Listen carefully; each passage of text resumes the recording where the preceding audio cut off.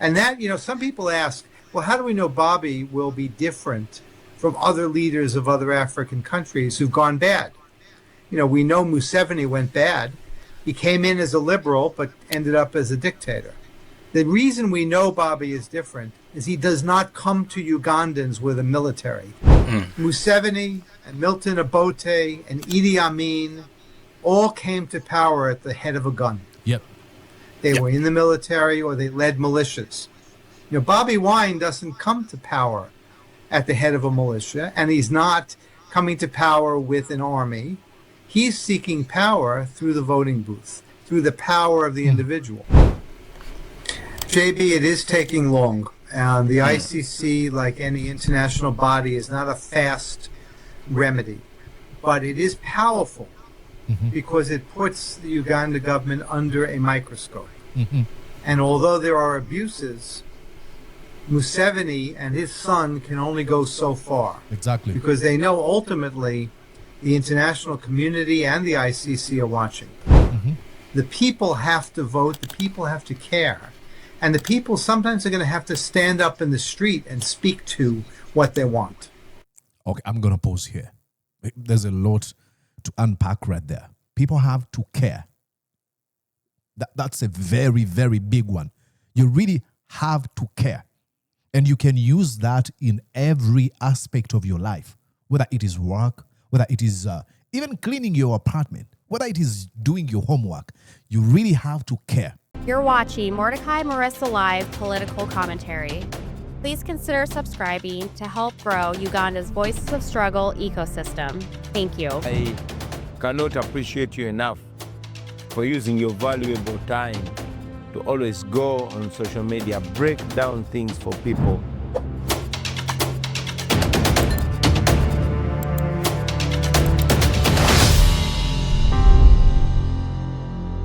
And yes, indeed.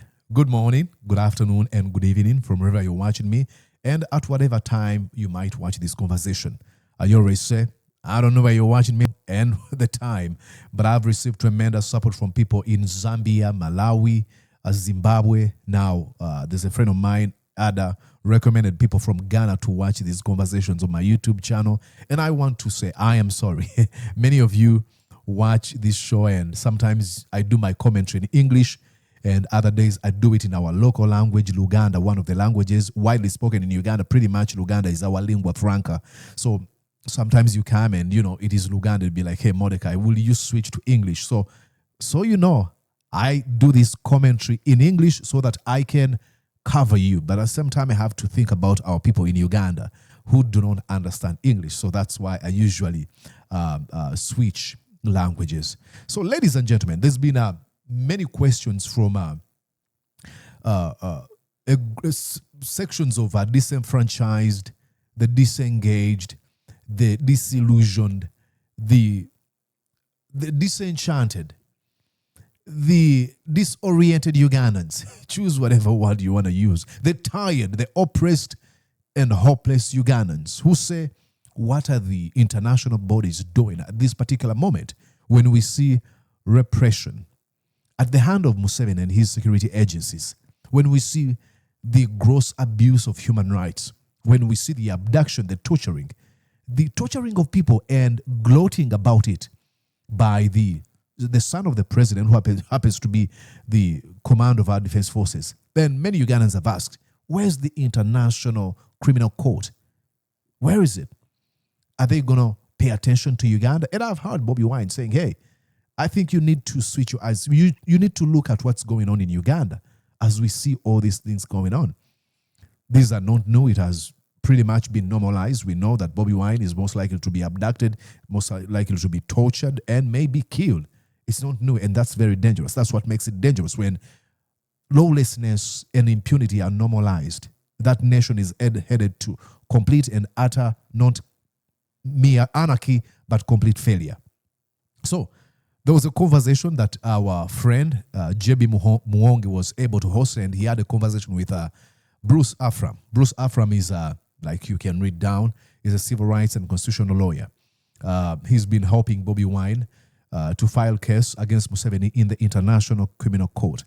And in their conversation, there's something I really, really, really loved. And I was like, hey, how about I share it with my Ugandan people? Do we need to even care about the ICC? Should we give up completely? And in his response, I had a smile on my face. Without further ado, let's listen into what he says. I found it very interesting. Calls for change. In this show, we ask a simple but an urgent question. Can international justice still work for Ugandans? Our guest tonight is Bruce Afran, an international human rights lawyer involved in accountability efforts actually related to Uganda, of course, and other countries. We'll discuss the ICC case, the evidence, regional instability, and of course the role of Ugandans here in Uganda, and of course those in the diaspora, the role they must play in this quest to bring in the non-fictional socio-economic and political change everyone is yearning for. Of course, I'm JB Muwonge, and I would like to... Everything is not okay. How is your side? You know, do have democracy and stability. We may have problems, but we don't have authoritarianism, and we don't have dictators telling us how to live and how to act. But the problem in Uganda is one that concerns me very seriously, and Ugandans want change. Bruce, Ugandans are aware of the ICC case filed by His Excellency Bobi Wine against Museveni and his son, General Muhoozi Kainerugaba, over crimes against humanity. A case that, by the way, you represent at the International Criminal Court. What more can Ugandans both at home and in the diaspora do to ensure this case is heard, taken seriously, and strengthened legally and politically? Because majority of Ugandans... That's a good question. We're listening to a man who is representing Bobi Wine in the International Criminal Court. think that it is taking too long. JB, it is taking long. The ICC, like any international body, is not a fast remedy, but it is powerful because it puts the Uganda government under a microscope. And although there are abuses, Museveni and his son can only go so far. Exactly. Because they know ultimately the international community and the ICC are watching. So although it is taking time, this case is very important because it ups the ante. It keeps the pressure on the Museveni regime. And the ICC has acknowledged receiving the case, but these courts take a long time. Many cases that have come through the ICC have taken years to litigate and to investigate. But its strength is that it puts the world on notice, and it puts Museveni and his son on notice that they are being watched. And that's what's important. Uganda. I think that's a very, very good thing. At least we've, you'd rather try and fail instead of saying, hey, I'm not going to try. At least we are putting them on notes. We were able to tell them, hey, this is what's going on. They acknowledged, but hey, there's probably many cases to look at. Ugandans need to document human rights abuses. They need to document when it happens, where it happens, who it happens to. And every time it happens, there needs to be someone keeping records of that, putting together witness statements. Even in Uganda, with authoritarianism, that can be done. And we submitted about 220 witness statements to the court. But JB, I want to say that that's not the most important way to get democracy in Uganda. The people have to vote, the people have to care. And the people sometimes are going to have to stand up in the street and speak to what they want. Okay, I'm going to pause here. There's a lot to unpack right there. People have to care. That's a very, very big one. You really have to care. And you can use that in every aspect of your life, whether it is work, whether it is even cleaning your apartment, whether it is doing your homework. You really have to care. Care is the first thing to accomplishing tasks. Do you even care? There's so many Ugandans who are disenchanted with the Museveni regime. But do they really care to the extent? Because once you care, then that caring triggers you into an action. So the question now is, to what extent do you care about the lawlessness and the impunity you see in your country? Do you support Bobi Wine? Do you are you collecting evidence? Do you mobilize and strategize? What do you do? Or all you do is sit down and complain, fold your arms and go like, I don't know what I'm going to do. Oh, Museveni. Museveni is a bad man. That's what he wants you to do. Be mundane. Be detached.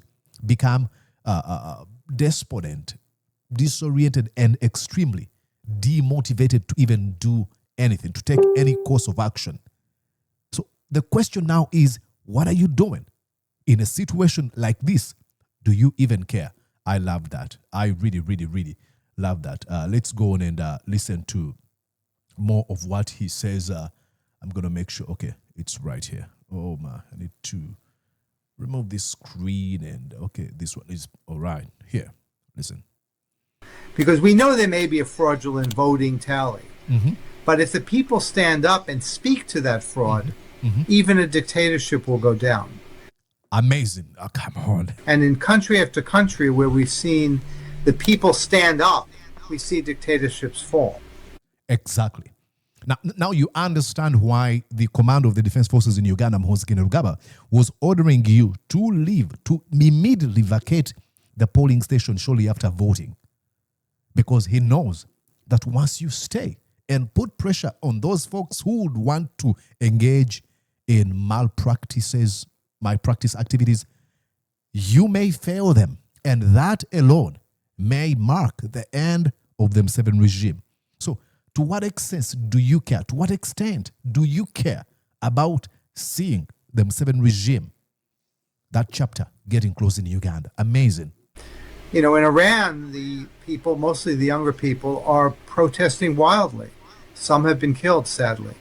But that message is coming to the world, and that regime knows its days are numbered. But that happens only when the people themselves rise up and protest. I want to say one thing about Bobi Wine. Listen now, I love this. Yep. Museveni and Milton Obote and Idi Amin all came to power at the head of a gun. Yep. They were in the military or they led militias. You know, Bobi Wine doesn't come to power at the head of a militia, and he's not coming to power with an army. He's seeking power through the voting booth, through the power of the individual. And that, you know, some people ask, well, how do we know Bobby will be different from other leaders of other African countries who've gone bad? You know, we know Museveni went bad. He came in as a liberal, but ended up as a dictator.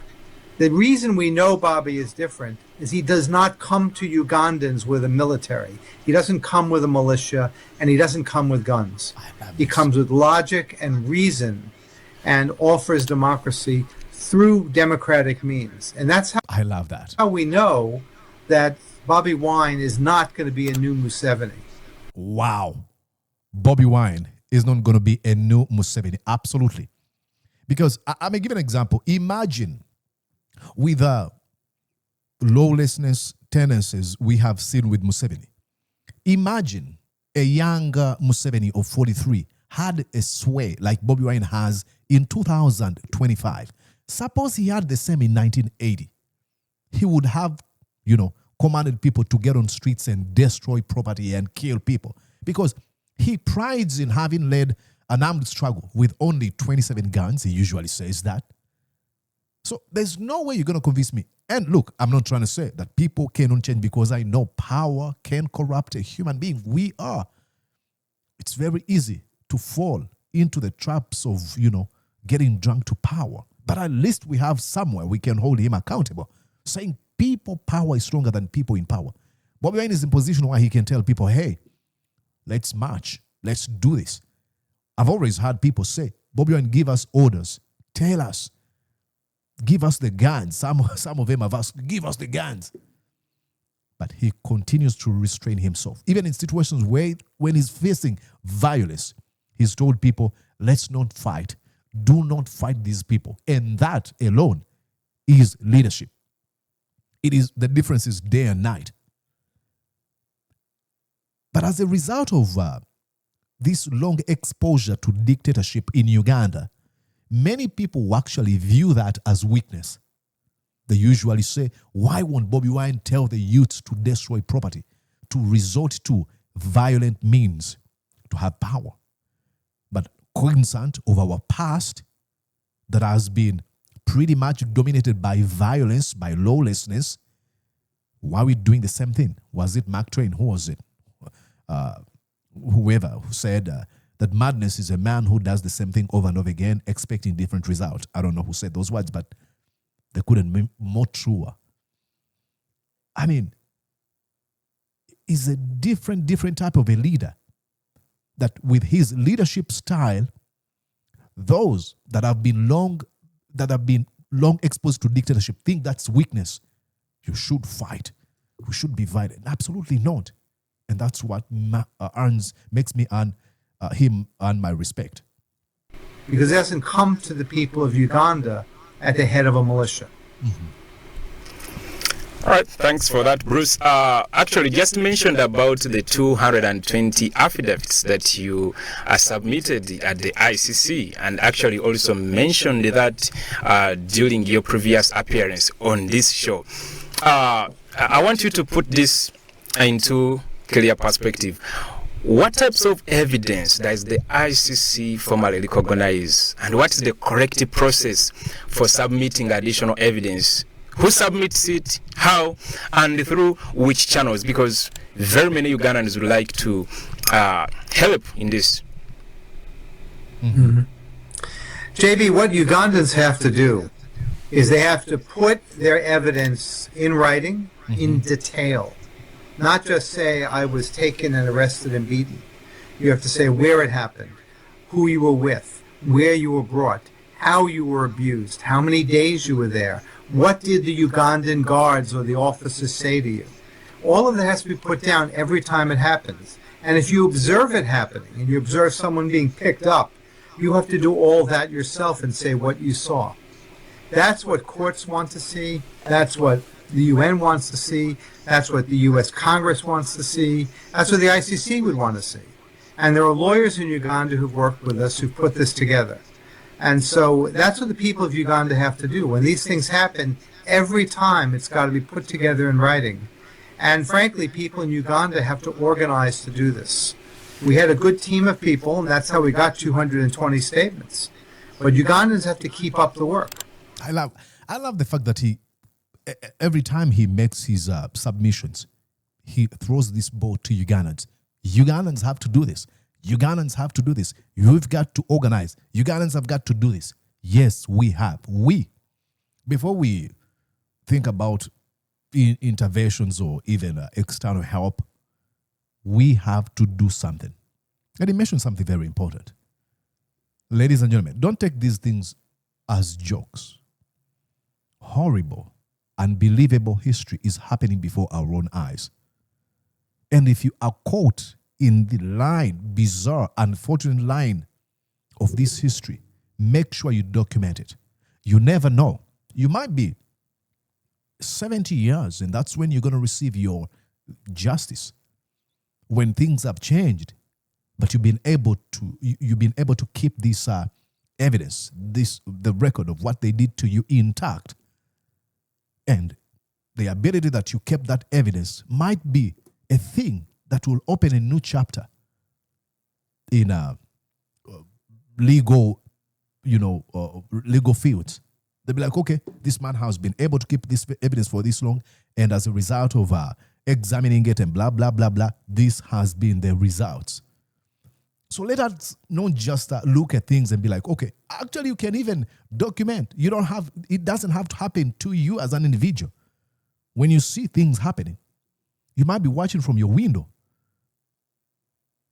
When someone is being brutalized and you're taking pictures, and print those pictures, save them somewhere, write everything that happened, write the number plates, write if you know the type of a gun they were using, or describe the face of that person that committed.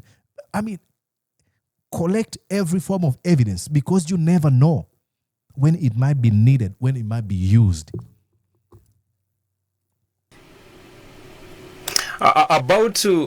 After organizing this evidence in writing, how do they submit it? Well, it can be submitted directly to the International Criminal Court. It has a clerk's office in The Hague. It has an email electronic submission, and people can do that. I would recommend using a lawyer or the NUP to organize the documents and file them at one time, which is just what we did this time. So people can do that, but really you need the help of lawyers, I think, people who are able human rights specialists who know how to do this work. I didn't do it myself here. I couldn't. We had a team of people in Uganda who put this together. Oh, and they okay. can then forward it to the court. They can bring that to the court. But it's important that the average Ugandan document what they see and what happens in detail. And that's an important thing to do. Okay, apart from the written evidence, what about photos? Let's talk about videos. Can you comment on that? Oh, absolutely. That's critical. If you have injuries you suffered while in a prison, and you've got scars, or you have, an eye that's damaged, or whatever it may be, we want photographs of that to attach and send in. And you put that as part of your statement.